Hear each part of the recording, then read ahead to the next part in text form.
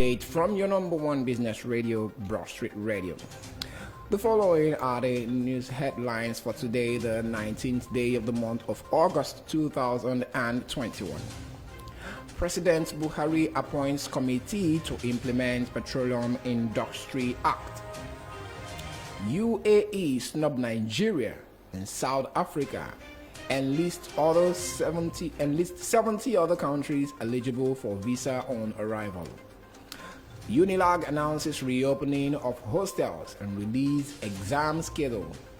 And in business, we'll collect 10 trillion naira as tax from Nigerians in 2022.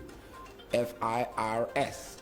Dangote calls for power sector revolution.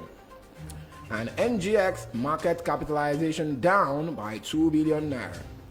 Good morning. Welcome to the news update from your number one business radio, Broadstreet Radio, in association with Automedics Autocare Limited, Ajao Estate Branch, and Dependable Securities Limited. I am Atusi James Chuku, and here are the news in full.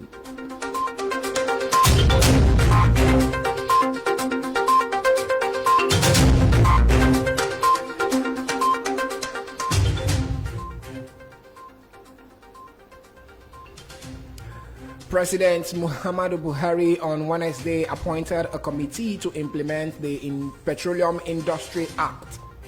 The president appointed the Minister of State for Petroleum Resources, Temipre Silva, as the head of the committee, which has 12 months duration for the assignment. Buhari approved the committee on Wednesday while giving a remark on the act, which he assented to 2 days ago. The president stated this during a meeting with the leadership of the National Assembly led by the President of the Senate, Ahmed Lawan, at the Presidential Villa in Abuja. He further stated that the concerned bodies have been directed to work with the minister to complete the implementation process.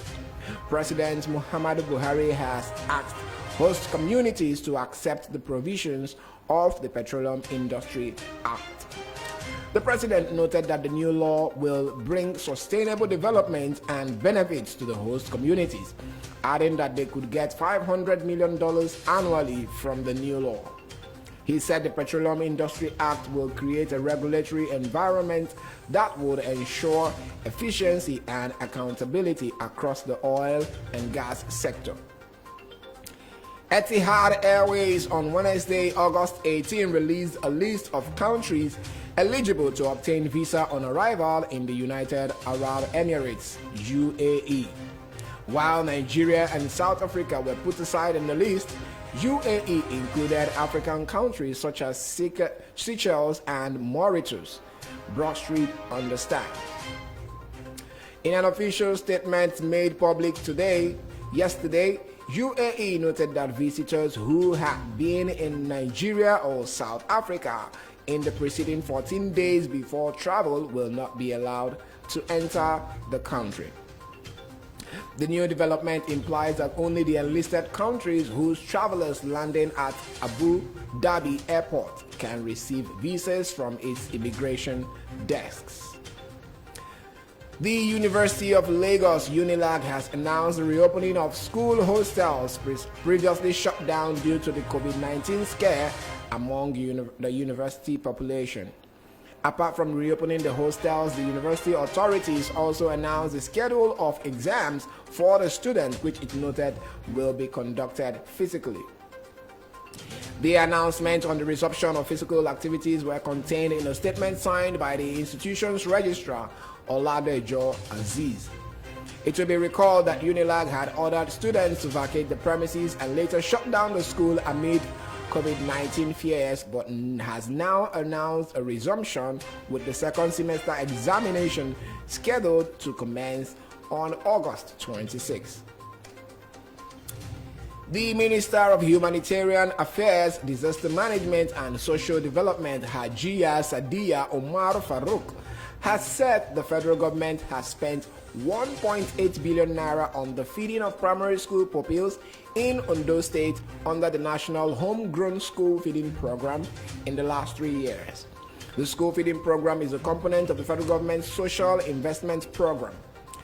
Nneka Anibeze, the special assistant on media to the minister, disclosed this in a statement issued to journalists in Abuja on Wednesday. Farouk was quoted as saying that federal government had done the biometric capturing of the pupils in order to improve data management and efficient implementation of the feeding program. I'll be back for business news after this.